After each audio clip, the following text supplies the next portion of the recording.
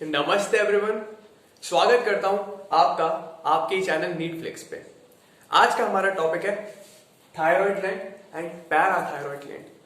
तो बात करते हैं सबसे पहले थायराइड ग्लैंड के बारे में। अब थायराइड ग्लैंड के बारे में सबसे पहले उसका लोकेशन।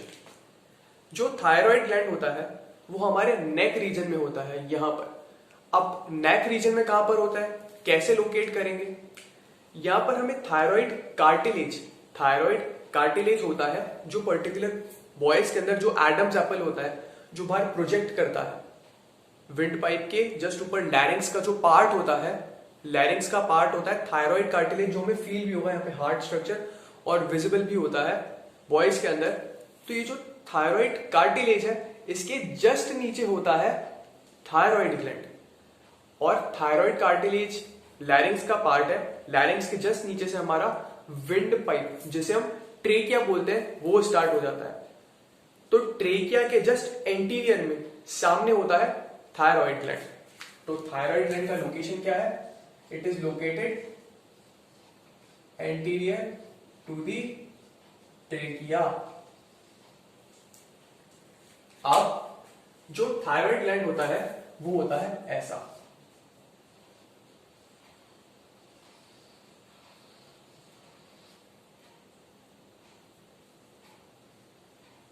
ये थायराइड ग्लैंड का स्ट्रक्चर है। थायराइड ग्लैंड ऐसा दिखता है, बटरफ्लाई शेपेड होता है। आप देख सकते हो यहां पे इसके दो लोब हैं। जो दो लोब हैं, थोड़ा और अगर इसे एक्यूरेटली बनाए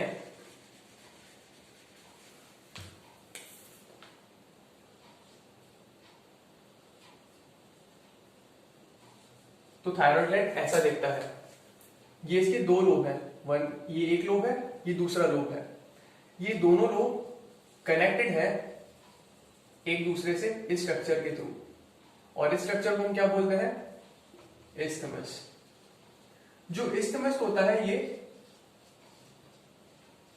कनेक्टिव टिश्यू होता है। इस्थमस कनेक्टिव टिश्यू होता है। कनेक्टिव टिश्यू है थायराइड ग्लैंड के जो दोनों लोब हैं उन्हें कनेक्ट करता है इस्थमस।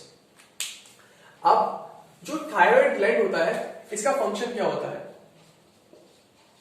इसका फंक्शन होता है प्रोडक्शन ऑफ थायराइड हॉर्मोन्स। इसका फंक्शन होता है थायराइड हॉर्मोन्स को प्रोड्यूस करना।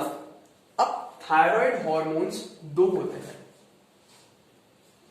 एक होता है T3, एक होता है T4।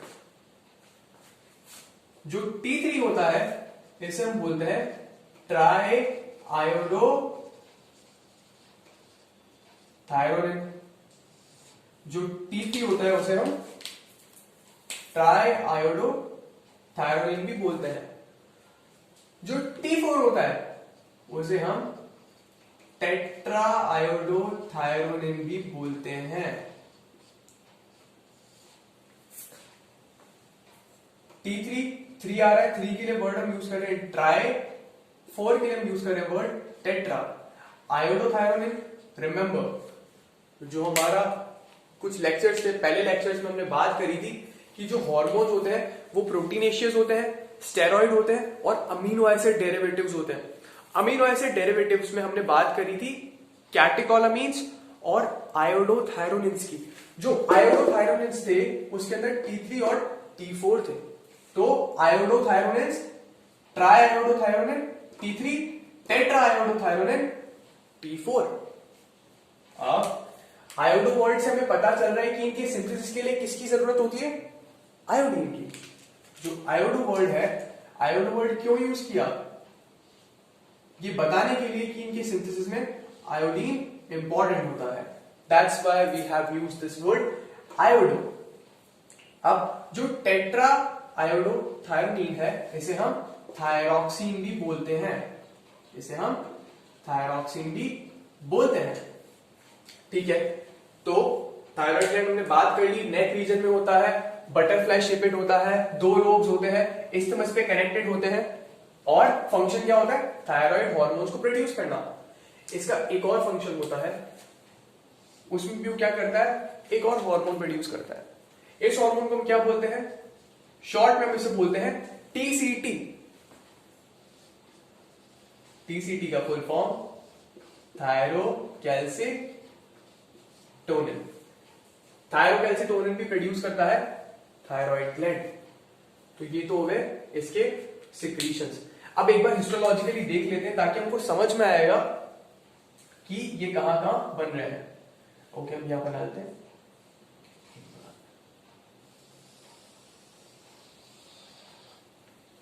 ये थायराइड ग्लैंड का मैंने कट सेक्शन ले लिया है। यहां पे अंदर क्या होते हैं, कुछ फॉलिकल्स होते हैं। थायराइड ग्लैंड में अंदर कुछ फॉलिकल्स होते हैं।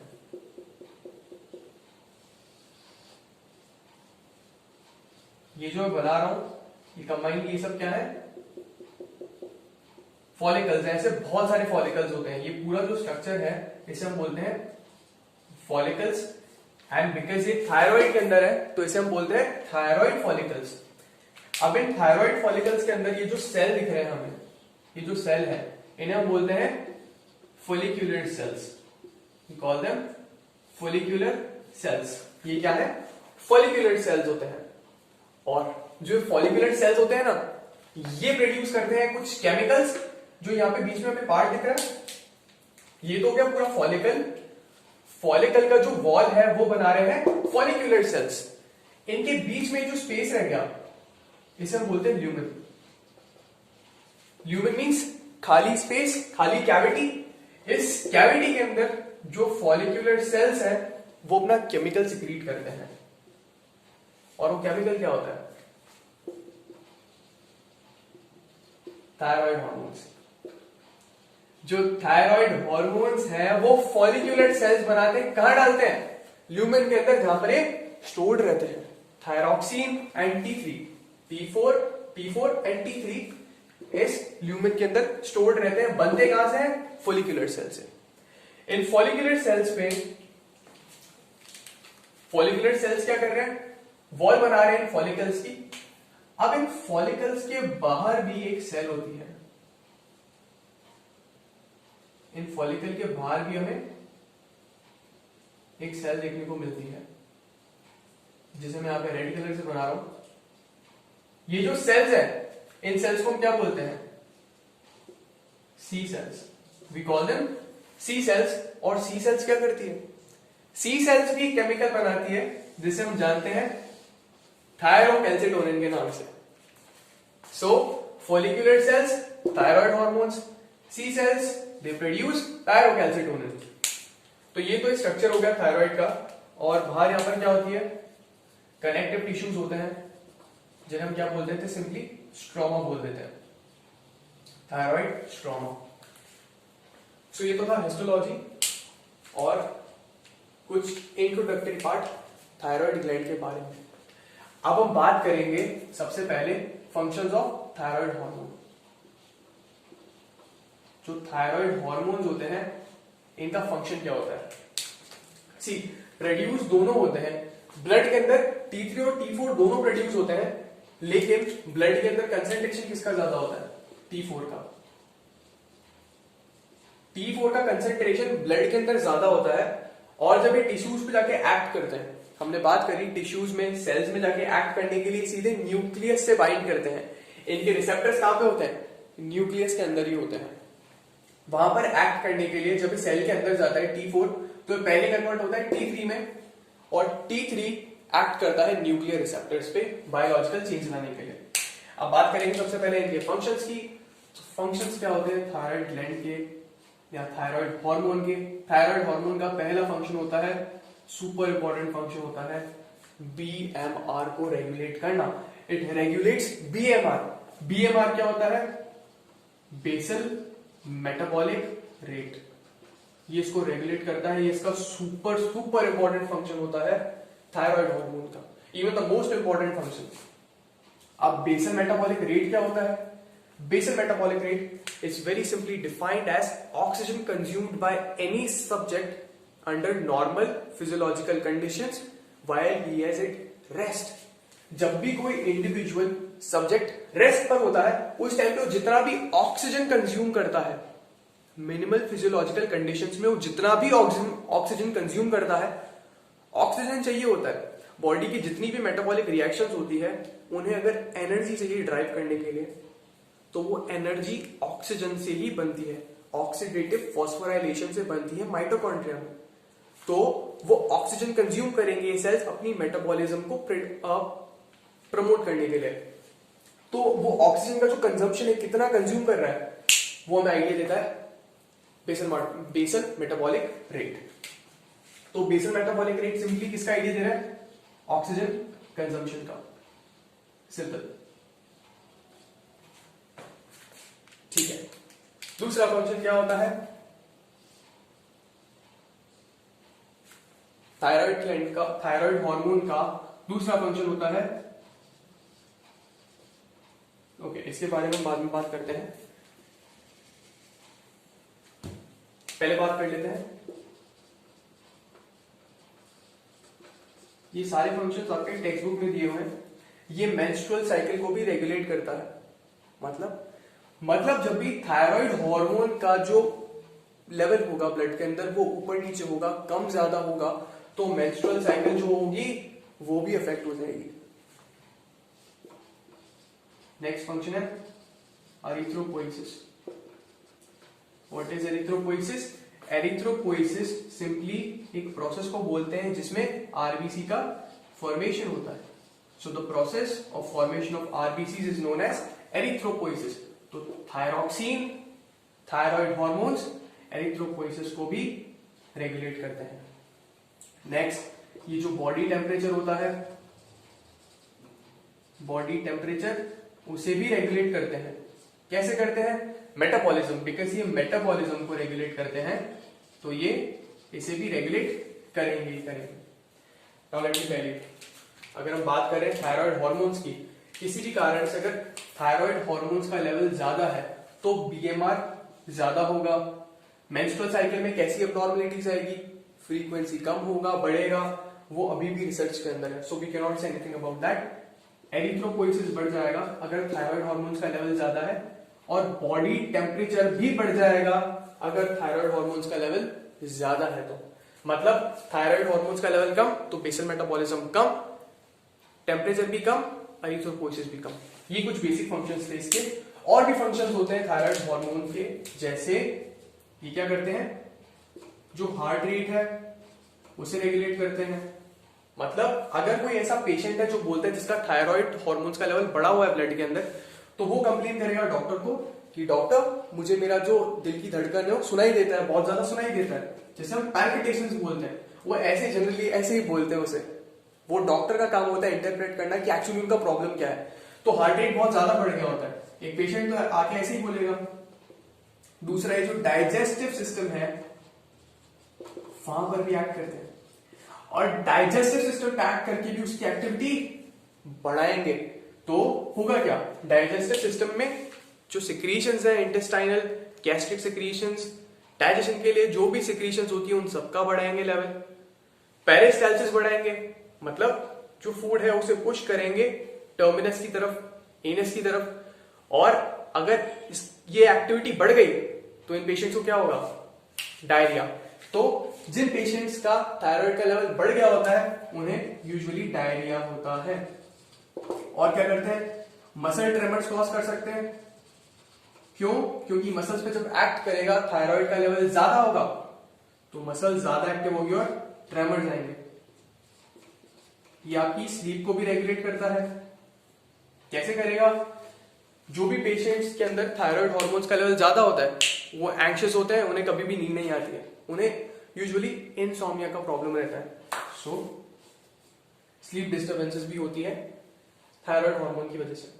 तो ऑलमोस्ट बॉडी की हर सेल पे जाके थायराइड हार्मोन्स एक्ट करते हैं और ये फंक्शंस लेकर आते हैं। बेसल मेटाबॉलिक रेट अगर उसे रेगुलेट करनी है तो बॉडी के हर एक सेल पे एक्ट करेगा और वो करता है थायराइड हार्मोन। अच्छा, अब ये सारे फंक्शंस हमें पता है तो हम बात कर सकते हैं कि अगर थायराइड ग्लैंड से रिलेटेड कोई भी प्रॉब्लम होगा, पैथोलॉजीज, तो वो कैसी होगी। सबसे पहले हम बात करेंगे हाइपोथायराइडिज्म की। नाम से पता चल रहा है हाइपोथायराइडिज्म मींस ब्लड के अंदर low level of thyroid hormones, thyroid hormones का लेवल कम है, उसे हम हाइपोथायरॉयडिज्म बोल रहे हैं। अब इसमें क्या होता है, 3 वेरिएंट्स आपको देखने हैं, 3 वेरिएंट्स हमको देखने हैं, जिसमें से पहला है क्रेटिनिज्म। क्रेटिनिज्म किस में होगा, फॉर एग्जाम्पल केस की बात कर लेते हैं, कोई प्रेग्नेंट मदर है, उसे हाइपोथायरॉयडिज्म, उनके खुद के अंदर ही थायराइड हार्मोन्स का लेवल कम है, तो ये अफेक्ट करता है बेबी को। तो जब वो बेबी को डिलीवर करेंगे तो उस बेबी का जो थायराइड ग्लैंड होगा वो भी हार्मोन्स प्रोड्यूस नहीं करेगा, तो होगा क्या, ultimately that baby is also going to suffer hypothyroidism. And when he suffers with hypothyroidism then उसे कैसे कैसे सिम्टम्स आएंगे, क्या प्रॉब्लम हो सकती है। पहली चीज, उसका जो ग्रोथ होगा वो रुक जाएगा, ग्रोथ रुक जाएगा, जिसे हम बोलते हैं स्टंटेड ग्रोथ। अब याद करो, मैंने आप लोगों को बताया था कि अगर ग्रोथ हार्मोन है वो भी चाइल्डहुड में अगर उसका सिक्रीशन कम हो जाता है तो ड्वार्फिज्म होता है। ड्वार्फिज्म मतलब ग्रोथ कम रह जाती है, ग्रोथ उसमें भी कम होती है, स्टंटेड ग्रोथ होती है। थायराइडिज्म, हाइपोथायरॉयडिज्म में भी स्टंटेड ग्रोथ होती है। तो दोनों को डिफरेंशिएट कैसे करेंगे, डिफरेंशिएट करने के लिए दोनों को अगर डिफरेंशिएट करना है तो क्रेटिनिज्म में एक इंपॉर्टेंट चीज होती है, बिकॉज थायराइड ग्लैंड जो होता है इसका एक और फंक्शन होता है, फंक्शन क्या होता है, development of nervous system, central nervous system, and central nervous system is the seat of intelligence. तो यहां पे ये जो पेशेंट होंगे इनका मेंटल रिटार्डेशन होगा, mentally they will B unsound mentally, तो क्या होगा, मेंटल रिटार्डेशन होगा और लो आईक्यू होगा इन केस ऑफ क्रेटिनिज्म। साथ में क्या होता है, डेफ म्यूटिज्म भी होता है इनको, ये वर्ड याद रखना है क्योंकि एग्जाम में पूछ सकते हैं इसको लेकर। डेफ म्यूटिज्म, डेफ म्यूटिज्म क्या होता है, डेफ मींस जिसे सुनाई ना दे, बहरा, म्यूटिज्म मींस म्यूट, म्यूट कुछ भी ना बोलना। होता क्या है, इन्हें कुछ भी सुनाई नहीं देता, तो ये अगर कुछ बोलते भी हैं, होता क्या है, यूजुअली जब हम कुछ बोल रहे होते हैं तो हम साथ में उसे सुन भी रहे होते हैं, तो हम वर्ड्स को अच्छे से एनालाइज करके कुछ मीनिंगफुल बोलते हैं।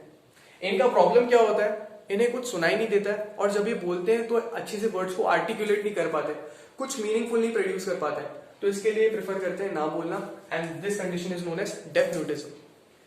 सो ये भी क्रेटिनिज्म में होती है। इन कंट्रास्ट टू इट, अगर कोई लेडी है, शी इज अडल्ट, या कोई पेशेंट हमारा वो अडल्ट पेशेंट है, उसे हाइपोथायरॉयडिज्म हो गया है, अगर वो लेडी है तो उसका मेंस्ट्रुअल साइकिल एबनॉर्मल होगा, मेंस्ट्रुअल साइकिल एबनॉर्मलिटी।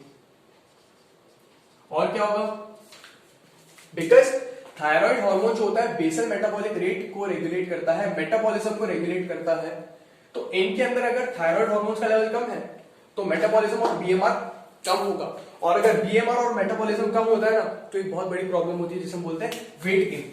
इनका वेट ज्यादा होगा, इनका वेट ज्यादा होगा, weight gain, they will B obese. तो ये एक और चीज देखने को मिलेगी।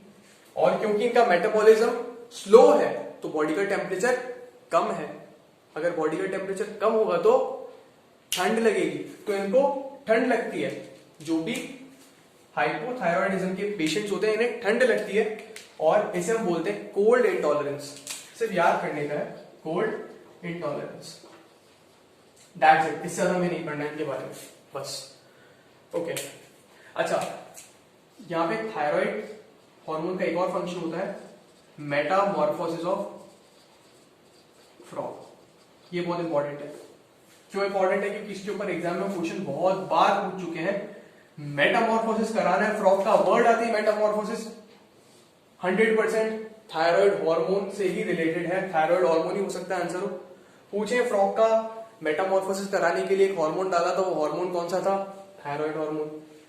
एक हार्मोन बताओ जो फ्रॉग का मेटामॉर्फोसिस करा सकता है, थायराइड हार्मोन। मेटामॉर्फोसिस का मतलब क्या होता है, एक लार्वल स्टेज से दूसरी लार्वल स्टेज में प्रमोट होना, मतलब एक लार्वल स्टेज से आप डेवलप हो रहे हो, अडल्ट बन रहे हो, उसके लिए क्या चाहिए, थायराइड हार्मोन। तो वह ऐसे भी घुमा फिरा के क्वेश्चन पूछेगा, in a nutshell, metamorphosis of a frog, thyroid hormone. That's it. ठीक है, अब हाइपोथायरॉयडिज्म के अंदर एक लास्ट वेरिएंट और,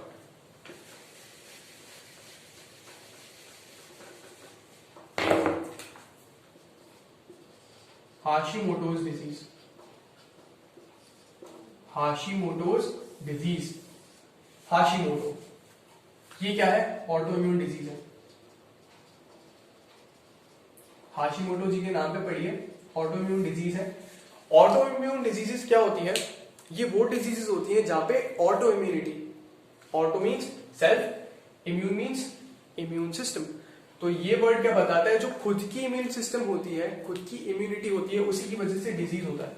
जो हमारा इम्यून सिस्टम होता है, जब वो खुद के सेल्स को ही मारना शुरू कर दे, when it loses its ability to distinguish between self cells and foreign cells, and in turn begins to attack self cells, then this condition is known as autoimmunity. Autoimmunity में बॉडी का immune system खुद की sales को ही मारना शुरू कर देता है। हाशिमोटोज डिजीज के अंदर बिकॉज हम बात कर रहे हैं थायराइड ग्लैंड की, तो जो एंटीबॉडीज होती है वो थायराइड ग्लैंड को डिस्ट्रॉय कर देती है। Thyroid gland under the action of antibodies, antibodies का शॉर्ट फॉर्म होता है आईजी, इम्यूनोग्लोबुलिन। ये क्या करती है? थायराइड ग्लैंड को ही डिस्ट्रॉय कर देती है। अब थायराइड ग्लैंड डिस्ट्रॉय हो गया तो क्या थायराइड हार्मोन्स निकलेंगे? नहीं। तो hypothyroidism, Hashimoto's disease, autoimmune disease which destroys thyroid gland due to autoantibodies against thyroid gland. Okay, अब बात कर लेते हैं नेक्स्ट फ्लेवर की, थायराइड डिसऑर्डर्स की।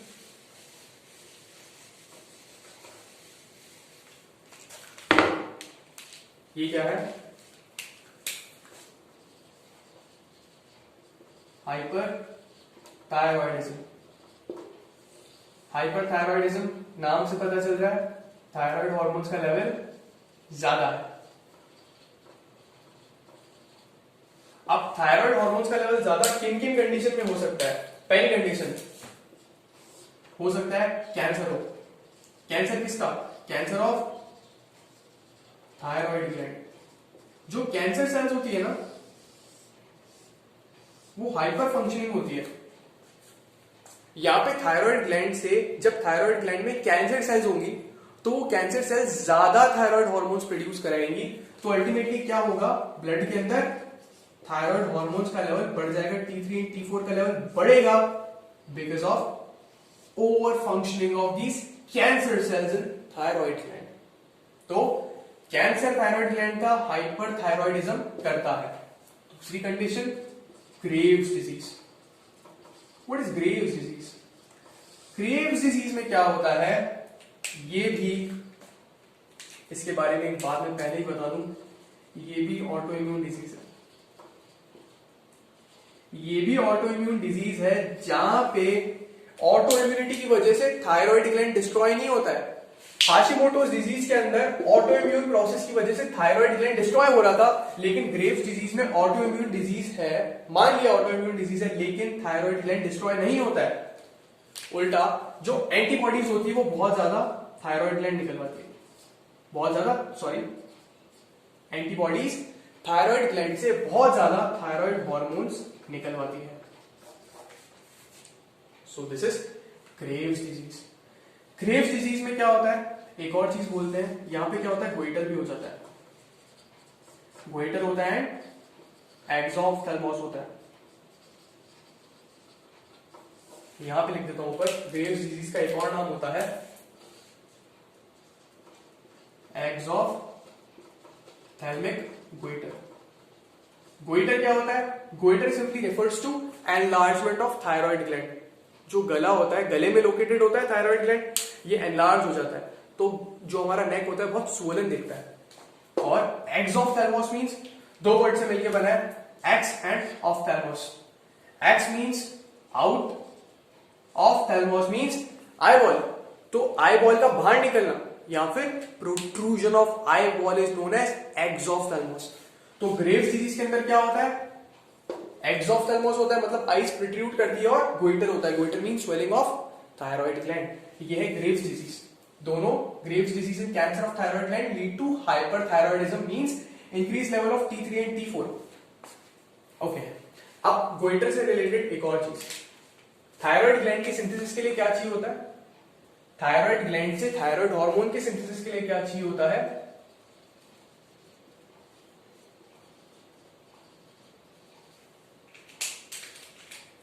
आयोडीन।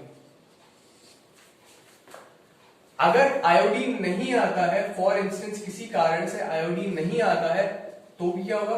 गोइटर। एक गोइटर हो रहा था ग्रेव्स डिजीज में ऑटो इम्यूनिटी की वजह से, और एक गोइटर हो रहा है आयोडीन की डेफिशिएंसी की वजह से। इसे हम बोलते हैं एंडेमिक गोइटर। दोनों में नेक स्वेल अप हो रहा है, बस इतना याद रखना है। इसे हम बोलते हैं endemic goitre due to deficiency of iodine, and Graves disease में जो गोइटर होता है उसे हम सिंपली एक्सोफ्थेल्मिक गोइटर बोलते हैं, टैग से। सो ये जो पेशेंट्स होंगे हाइपरथायरॉयडिज्म के, इन्हें क्या सिम्टम्स आएंगे? इनका बेसल मेटाबॉलिक रेट बढ़ा हुआ होगा, फीमेल है तो मेंस्ट्रुअल साइकिल एबनॉर्मल होगा, डिस्टर्ब होगा, एरिथ्रोपोइसिस ज्यादा होगा, बॉडी टेम्परेचर इनका बहुत ज्यादा होगा। बॉडी टेम्परेचर बढ़ता है तो क्या होता है? गर्मी लगती है, तो इन्हें बहुत ज्यादा गर्मी लगेगी।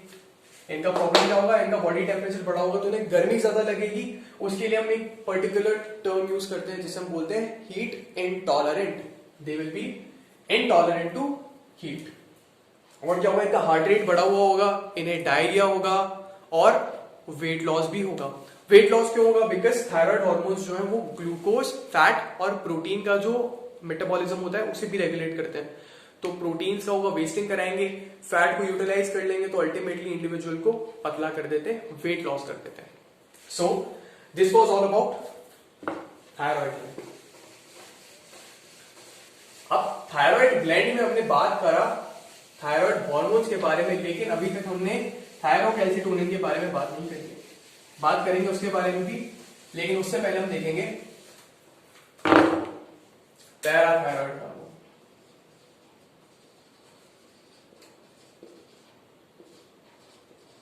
पैराथायराइड हार्मोन को एक और नाम देते हैं जिसे हम बोलते हैं पीटीएच या फिर parathormone. We call it parathormone. Parathormone another word for parathyroid hormone. Secrete कहां से होता है? पैराथायराइड ग्लैंड से। जो पैराथायराइड ग्लैंड होती है वो लोकेटेड होती है थायराइड ग्लैंड के जस्ट पीछे। Parathyroid gland is located on the posterior side of thyroid gland and ये मैंने क्या बनाया? पोस्टीरियर साइड बनाया थायराइड ग्लैंड का। यहाँ पे थायराइड के दो लोब्स हैं और हर एक लोब पे एक पेयर होता है पैराथायराइड ग्लैंड का। ये दो लोब है, एक लोब दो लोब थायराइड ग्लैंड के, और हर लोब पे दो दो पैराथायराइड ग्लैंड होते हैं। जो पैराथायराइड ग्लैंड होते हैं इनका काम क्या होता है? हार्मोन प्रोड्यूस करना, पीटीएच। अब पीटीएच का काम क्या होता है? पीटीएच का काम होता है कैल्शियम होम्योस्टेसिस को देखना। कैल्शियम होम्योस्टेसिस मींस ब्लड के अंदर कैल्शियम का लेवल मेंटेन करने का काम किसका होता है? पीटीएच का होता है। तो इसका मतलब पीटीएच का जो रिलीज होगा, सिक्रीशन होगा, ये कौन कंट्रोल करेगा? ब्लड के अंदर जो कैल्शियम के लेवल होंगे वो कंट्रोल करेंगे कि पीटीएच निकलेगा कि नहीं निकलेगा। आप बात करेंगे ब्लड कैल्शियम लेवल को साइड कर देते हैं। सबसे पहले जो कैल्शियम होता है पीटीएच के रिलीज होने के बाद उसका क्या होता है ब्लड के अंदर लेवल। पीटीएच जब भी रिलीज होगा वो क्या करेगा? हाइपर कैल्सीमिया कराएगा। हाइपर मींस ज्यादा, calci word is for calcium, emia word is for blood. तो कैल्शियम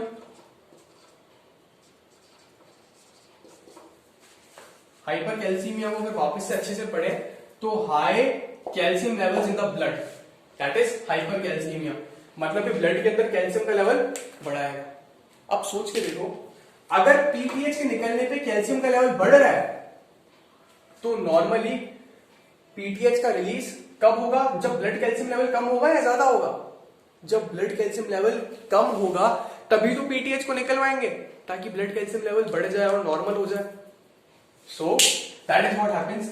जब पीटीएच जो होता है रिलीज होता है तो ब्लड कैल्शियम लेवल बढ़ा देता है। तो क्या मैं कह सकता हूं कि low blood calcium stimulates release of PTH? तो yes, low blood calcium level PTH का सिक्रीशन कराता है। अब पीटीएच ब्लड कैल्शियम लेवल कैसे बढ़ाता है? 3 तरीके से बढ़ाता है। सबसे पहले डायरेक्टली एक्ट करता है बोन्स के ऊपर, और क्या कराता है? बोन का रिजॉर्प्शन कराता है। जो बोन होती है हमारी बॉडी के अंदर, वो रेजर्वोयर होती है कैल्शियम का। रेजर्वोयर मींस स्टोर करके रखती है कैल्शियम को, और जब भी जरूरत पड़ती है कैल्शियम को निकाल देती है, और जब बहुत ज्यादा हो जाता है ब्लड के अंदर कैल्शियम तो उसे स्टोर भी कर लेती है। तो ये काम होता है बोन का, और ये काम उससे कौन कराता है? पीटीएच कराता है। पीटीएच बोन पे एक्ट करके उसका रिजॉर्प्शन कराता है और कैल्शियम का रिलीज कराता है ब्लड के अंदर, तो ब्लड कैल्शियम लेवल बढ़ जाता है। ठीक है, अब पीटीएच और क्या करता है? पीटीएच विटामिन D3 को एक्टिव कराता है।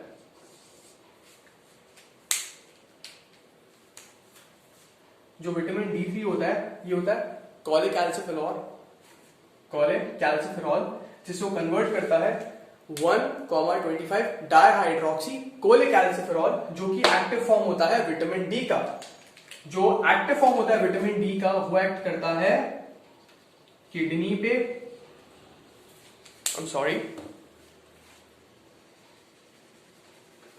सबसे पहले वो एक्ट करता है जीआई ट्रैक्ट पे, और जीआई ट्रैक्ट पैक करने के बाद क्या करता है? वो कैल्शियम का एब्जॉर्प्शन कराता है। जो कैल्शियम अदरवाइज गट के थ्रू, जो हमारा इंटेस्टाइन है, एनस के थ्रू लूज हो जाता है, वो उसे रीअब्जॉर्ब कराता है। फिर वो एक्ट करता है किडनी के ऊपर, और किडनी में क्या कराता है? वो अगेन रीअब्जॉर्प्शन कराता है कैल्शियम का। और क्या करता है? जो प्राइमरी फंक्शन होता है पीटीएच का, वो यही होता है, वो बोन पैक करके कैल्शियम का रिलीज कराता है, बोन का रिजॉर्प्शन करा के फिर विटामिन D3 को एक्टिव फॉर्म में कन्वर्ट करता है, और विटामिन D3 का एक्टिव फॉर्म हमारा जीआई ट्रैक्ट से और किडनी से कैल्शियम का रीअब्सॉर्प्शन करता है, और इसकी वजह से ब्लड के अंदर कैल्शियम का लेवल बढ़ जाता है। तो ये तो हमने बात कर ली पैराथॉर्मोन की, और यही फंक्शन होता है पैराथॉर्मोन का। इससे ज्यादा हमें इसके बारे में कुछ नहीं जानना। अब बात करते हैं कैल्सिटोनिन की। यहीं पर जो कैल्सिटोनिन होता है रिलीज्ड फ्रॉम थायराइड ग्लैंड, इसका काम क्या होता है? ये होता है हाइपोकैल्सीमिया। ये ब्लड के अंदर कैल्शियम का लेवल कम करता है। Hypo means low, calci word is for calcium, emic word is for blood, so low calcium level in the blood, hypocalcaemia करता है। कैसे करता है? इसका सिंपल सा काम होता है, एक ही काम होता है, इट कॉजेस बोन्स टू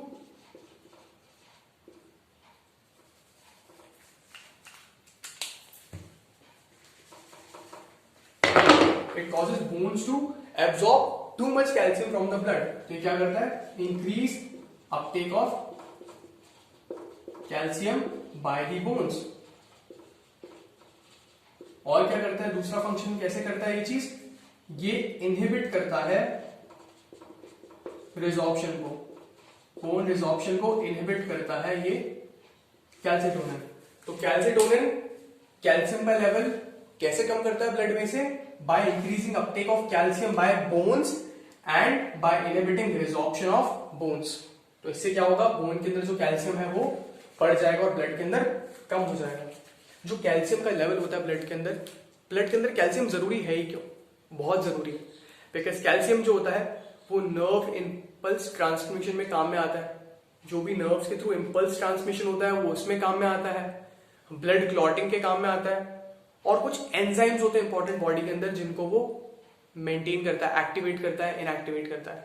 सो इसलिए कैल्शियम बहुत इंपॉर्टेंट है, और इसके लिए हॉर्मोन्स बहुत इंपॉर्टेंट है, पैराथॉर्मोन एंड कैल्सिटोनिन, जो साथ में विटामिन डी के साथ मिलके कैल्शियम का जो लेवल होता है बॉडी के अंदर उसे मेंटेन करते हैं।